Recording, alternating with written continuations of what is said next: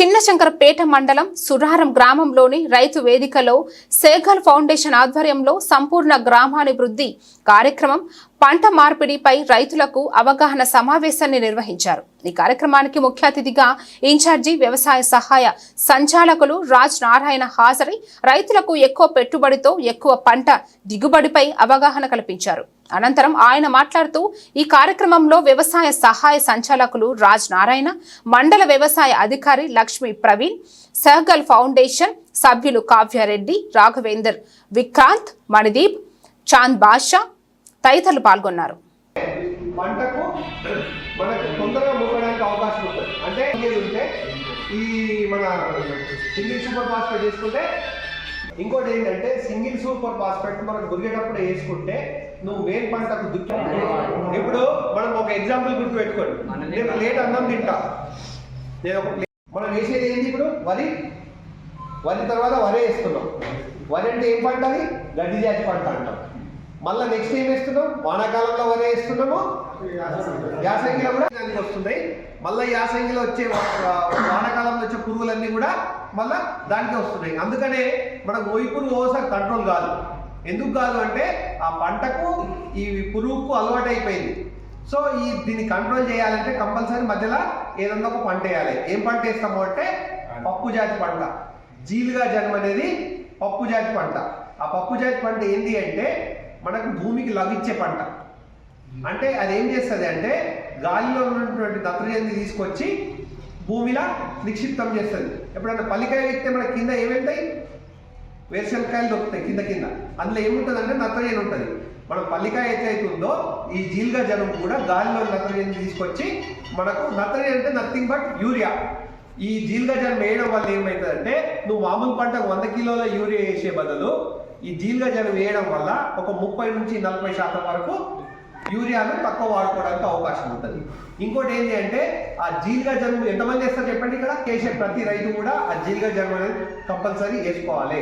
అది ఏంటంటే మామూలుగా 100 రూపాయలు ఉన్న దాన్ని 65 రూపాయలు సబ్సిడీ ఇచ్చేసి 35 రూపాయలకే మీకు అందించడం జరుగుతుంది. ఆ విత్తనం ఇక్కడ తయారు కాదు. మనం ఆ విత్తనం అంతా కూడా నార్త్ ఇండియాలో ఖమ్మంలో మాత్రమే పండిస్తాం. అక్కడ నుంచి విత్తనాలు తీసుకొచ్చి మన రైతులందరికీ కూడా సబ్సిడీ ఇస్తాం. అది మే నెలలో ఇస్తాం. మే నెలలో ఎప్పుడు ఇస్తాం? ఒకటి జాన్స్లింగం ఖర్చు, ఒకసారి దున్నకం ఖర్చు, హార్వెస్టింగ్ ఖర్చు తప్ప మిగతా ఏముండదు. మినిమం ఒక జీలుగా పంట నుంచి 5 నుంచి 6 క్వింటల్ల జీలుగా విత్తనాలు ప్రొడ్యూస్ అయిపోతాయి.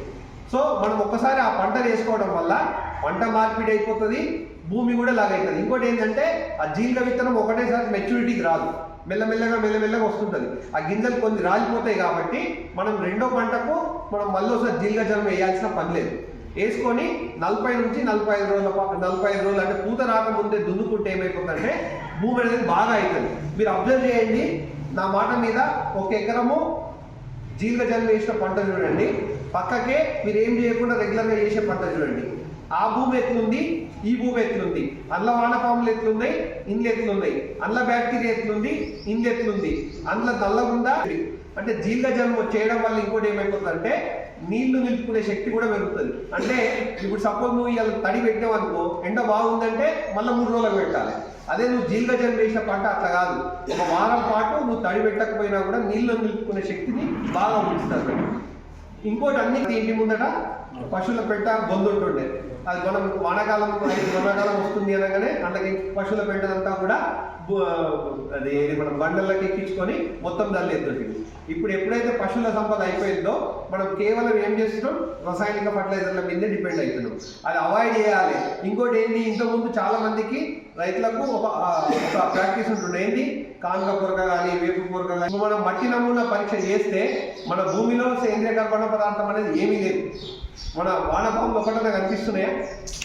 మనకు ఆరుద్ర కార్తలు ఆరుద్ర పురుగులు బయటకు వస్తుండే కనిపిస్తున్నాయి. అవి మోతాదు నుంచి పురుగు మందుల్ని ఎరువుల్ని ఎక్కువ వాడుతున్నాం.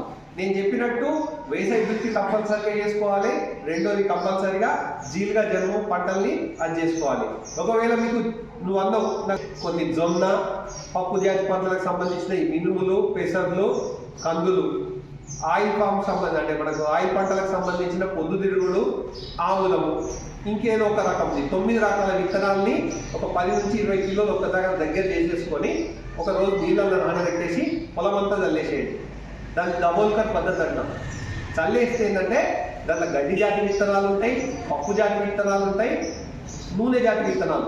అంటే మన పల్లీలు ఉంటాయి కదా, పల్లీలు పట్టినది నూనె వస్తుంది. అదే ఆముదం చూసినా నూనె ఆ బలం వచ్చేందుకు అవకాశం ఉంది. ఎక్కడికి ఏం చేద్దంటే భూమి అనేది లఘు కావాలి. మనం ఈ జీలుగా జనుము 45 రోజుల పాటు పెంచడం వల్ల దాదాపుగా 12 టన్నుల పచ్చి సొప్పు అనేది భూమికి పోతుంది.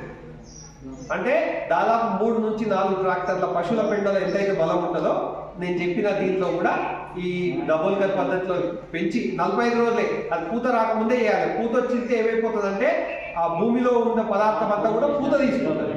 కాబట్టి పూత రాకముందే ఏం చేశారంటే దేంతో తొక్కియాలి, బాగా దున్నుతా ఉన్నాం.